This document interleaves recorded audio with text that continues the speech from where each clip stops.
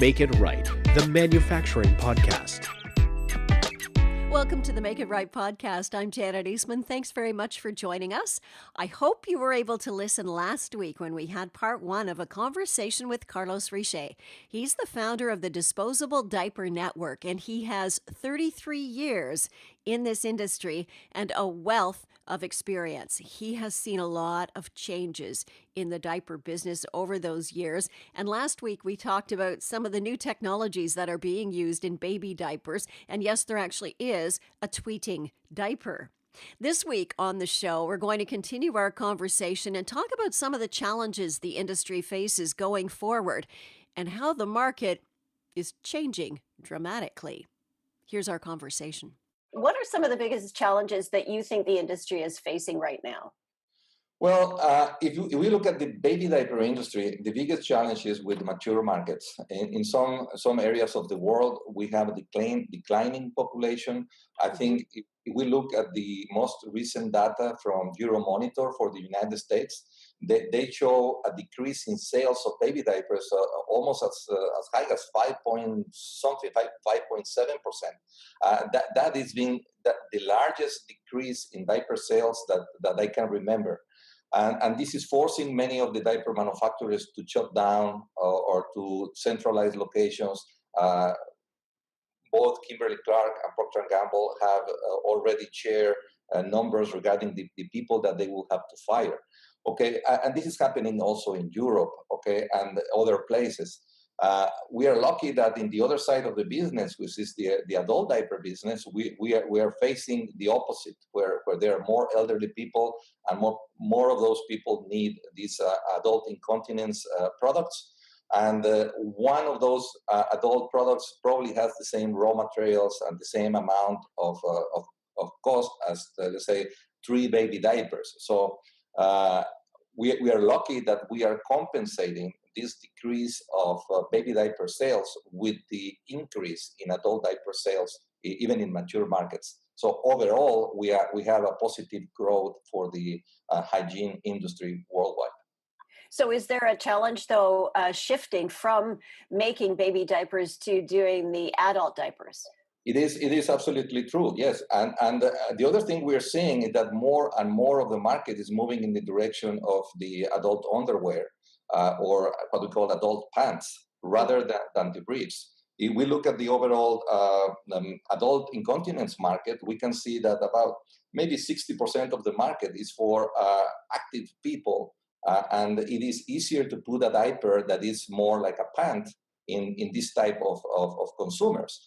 And the other 40% will be the institutional market. That's the people that are, bedridden or in wheelchairs, where it's much more difficult to do it with a pant, and where you require an adult brief. When you think about all of these products, they're all disposable. I guess that there is some concern about whether or not these products are biodegradable, or if bamboo ones are biodegradable. What is the status on the biodegradable side of the industry, Carlos? I was laughing because of the topic of the bamboo, because this has been actually quite of a misleading situation. Okay, there are diapers in the market today that claim that the top sheet and the core is made of bamboo, okay, which is totally false. They use bamboo fibers to in a process, in a chemical process, where they dissolve this bamboo, and then chemically they transform it into a synthetic fiber, a man-made fiber that we call viscose. So viscose has nothing to do with the original bamboo fiber, and you cannot claim that the fiber is natural. Okay, viscose is a product that existed since the 60s. So in fact, the very first diapers during the 1961 Pampers launch, they were made with the viscose. Okay, back then it used to be called rayon, which is the trade brand, but the commodity is this viscose. Now, with regards to the Federal Trade Commission, they have made already announcements about that it is illegal to claim that a product made from bamboo fibers that end up in a man-made viscose fiber, you can no longer say that is using natural bamboo fiber. So that's one part of the equation. Now, the other one about biodegradation. I don't believe biodegradation is a solution for the environment. And I oppose, in fact, for quite a number of years, from people claiming that biodegradation is a great solution, because in my opinion, they don't really know what they're talking about. When you have a biodegradable diaper, okay, and you allow it to decompose, you end up making methane gas, which is like 22 times, 24 times more contamination than CO2. Okay, and the problem in the United States is that landfills, very few of them have methane gas recovery systems. Mm-hmm. So basically, a biodegradation solution is a terrible solution for the environment. So what should be the right solution? I believe the correct solution is to go into life cycle analysis and do what we call diaper recycling. There are, I don't know if you are aware of this, but today we have at least 5 competitive technologies that are proving themselves to find out which one is the best. And this will be for post-consumer diaper recycling. It's a fascinating topic. I am convinced that it will not take more than probably 5 to 10 years that we will have a definite solution, a definite technology to take care of post-consumer diapers. So that statement that diapers will be with us for the next 500 years is absolutely false. I will say that I don't believe we're going to have the problem for more than 10 years before we have a technologic solution for the post-consumer recycling. And I guess that the company that comes up with that solution, they're going to be doing gangbusters after that, because I think people do really want that. Well, and that is why they are competing against time. I mean, if you look at what's been happening recently, even with companies opening up, like Procter & Gamble just a few months ago decided to make it public what they're doing with the post-consumer recycling facility in Italy with the joint venture they have with Fater. Now, Unicharm is being very active. They have done that in Japan. They have a couple of projects going on where they recover the biomass from feces and urine to generate electricity. Then they use the electricity to generate ozone gas. And actually, the pulp that they get from the diapers can be bleached with the same, energy that came from the diapers. Now, Kimberly-Clark has their own projects in the South Pacific, in Australia, New Zealand, and now recently SCA through Essity, the spin-off Essity, is already involved in a joint venture program for post-consumer recycling. So this is very exciting, because I'm convinced we are going to find a solution, and it's not going to take 500 years, for sure. And it should be cost effective too. It is going to be cost effective, yes. And their facilities today are designed for something like 1 million habitants, okay? So they have a facility that takes care of all of the diaper that are generated by a population of 1 million people. But they're already scaling it up to 10 million people. And the next stage will be to replicate this type of technology all over the world. So every country will have their own post-consumer recycling facilities. So is this where the current gap in the market is, that new entrants can probably come in and fill? Or is there something else that you see?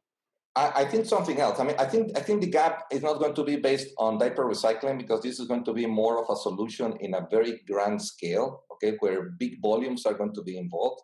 I think the new players that start with small volumes, they will going to go in the direction of specialization, where they will provide a particular claim that the other people don't have, so that you can say that my product has it can be differentiated from the other products in the market. Okay. Are there new players in the business that are taking advantage of the established knowledge that has been ahead of them, or are a lot of companies just starting out and going through the same learning process as everybody else has had to do when they get going in their business? Well, I've seen both. I've seen some companies that they get started and they go through the learning curve and they make lots of mistakes, and they will say that's the most expensive route. Okay, I think the most clever ones, they do take advantage of the knowledge from other people in the market. For example, by hiring the technical consultants to help them improve the efficiency of their diaper lines. This is, of course, a very valid way to do it. Also taking advantage of the people with experience in order to improve the design of their diapers, or to improve in terms of the performance without increasing the cost of the product.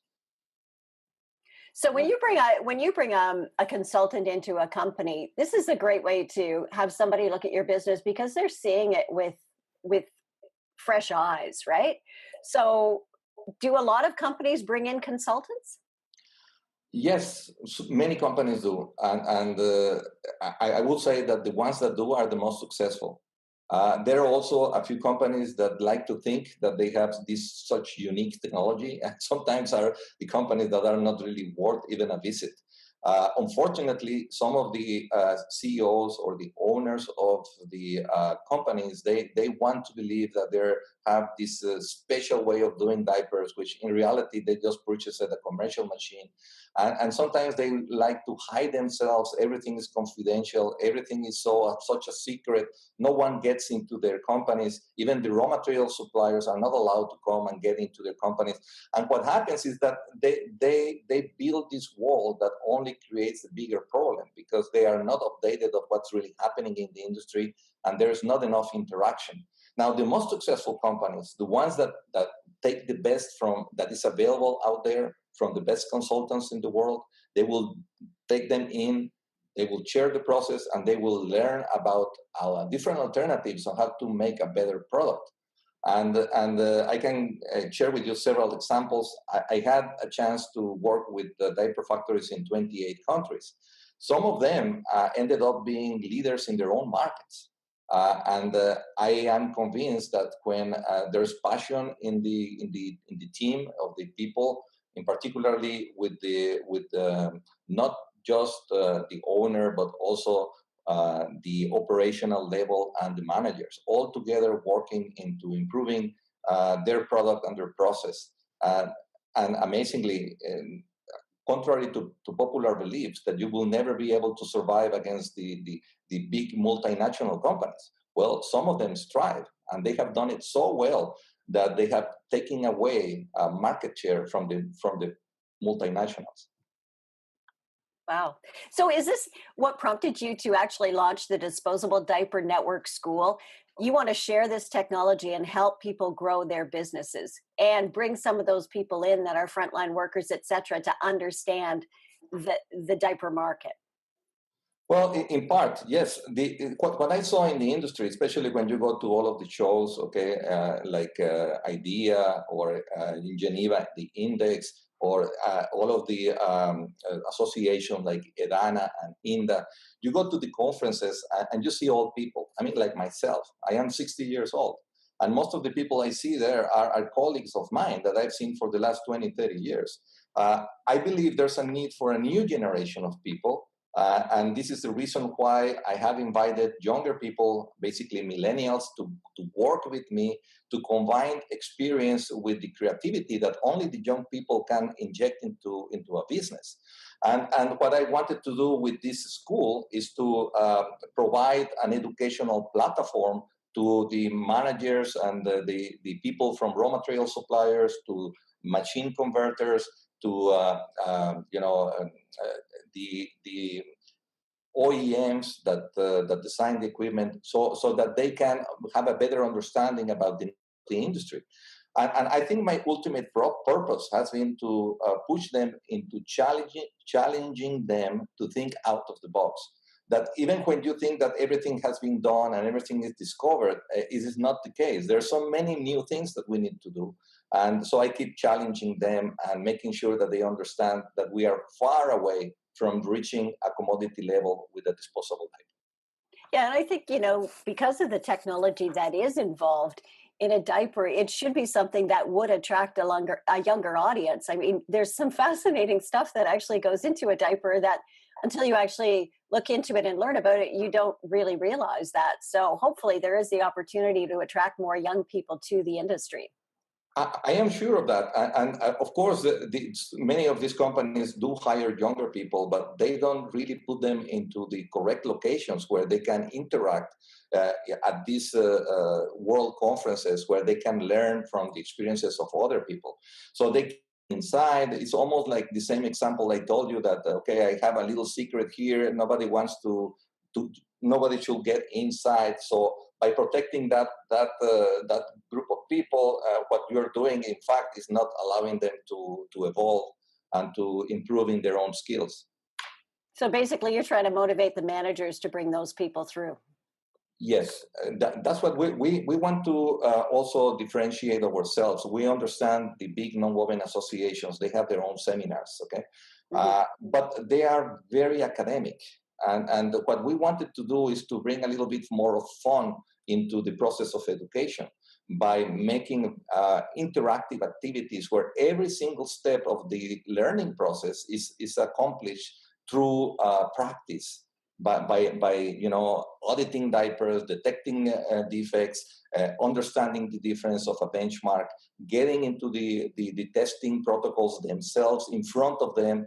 So what we do is we instead of going into big rooms, we go into small facilities and intimate type of conference where we are dealing with only 30, 35 people, so that we make them really work into the process of learning by interacting with diapers, even wearing the diapers on themselves. Oh, that's got to be fun. Oh, we had such a okay. Well, I mean, it's amazing. But the first experience when someone is wearing a diaper, it's a learning experience. And when I audit diaper factories, one of the questions I ask to the team of people: okay, you've been making diapers for the last 20 years. Okay, please raise your hand. How many of you have tested a diaper on yourself? And there's silence. No one is raising their hand. Yeah. They're making millions and billions of diapers, and they have not tested diapers on themselves. So we need to break all of the taboos, you know, make them understand that the only way to really have a better sensing of what's happening is to do it on your own. I mean, you don't have to do it with urine. You can put a little bit of simulated urine, saline water, and try to go to sleep. Okay. Yeah. I have little respect to R&D managers that don't go through this process, because I don't really believe they understand what's happening. I mean, I might be differentiated from the rest of the consultants, but my way of thinking is that you learn from practice, and you learn also by comparing. I mean, I was very lucky. It's not that I am very intelligent. I don't really consider myself outstanding in that regard. But I did have a chance to look at many different diaper facilities in the world. And I think my learning comes from just understanding the differences between all of these different ways of thinking, different culture, different way of testing. And you keep learning by having an open mind about diapers. So is this what your No Diaper Seminar is kind of about? Do you put people through the paces, get them into diapers to help them understand the product and look at it kind of the way you do? Well, it was not my objective to put people into diapers. Okay, I know all of them ended up. I don't want to scare anyone away. Okay? Right? No, I don't want to scare anyone. But my point is that, okay, that was a little bit of a bigger challenge, and a few of them accepted the challenge, of course, in the privacy of their own rooms. And by the way, I told them to do it in the shower, not in the bed. We didn't want to mess the hotel rooms or then be denied of having another conference because all of our guests ended up peeing on the bed. Okay, well, that's a story. Sorry, I'm deviating. What was the original question? So who is the No Diaper Seminar really for? Well, it is for people that really want to excel their learning and their knowledge about diapers, because we look at it from different perspectives. Not only from the historical perspective of the development of each raw material, but also we try to look into the future. And it is easy to forecast the future when you have a good understanding of the past.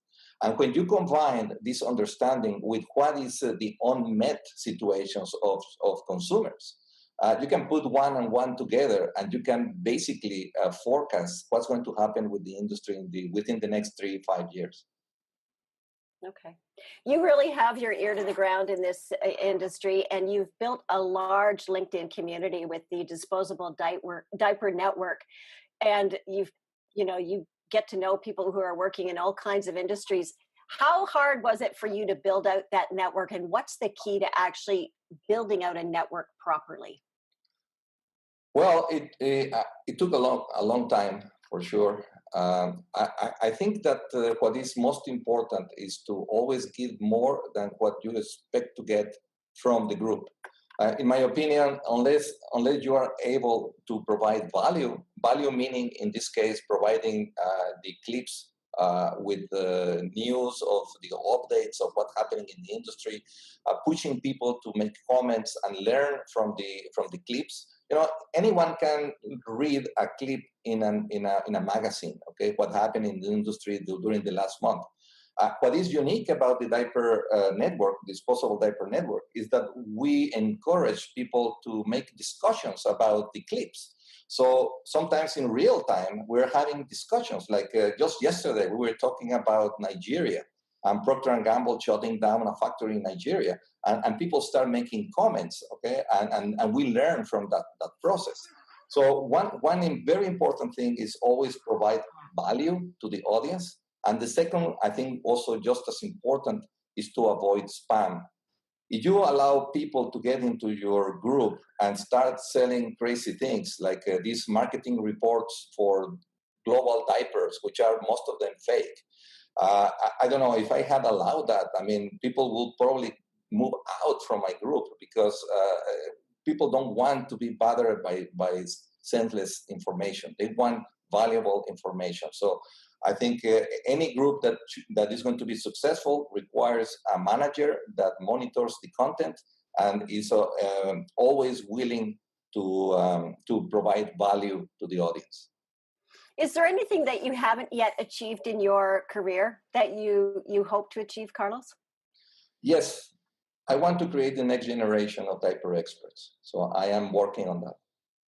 Well, the No Diaper Seminar is coming up in October in Houston, and if people want more details, they can go to nodiaper.com. Carlos, it has been an absolute pleasure and an education speaking to you today. I really thank you so much for helping us out with the podcast Make It Right. Thank you, Janet. It's been fun. Thanks. Bye-bye.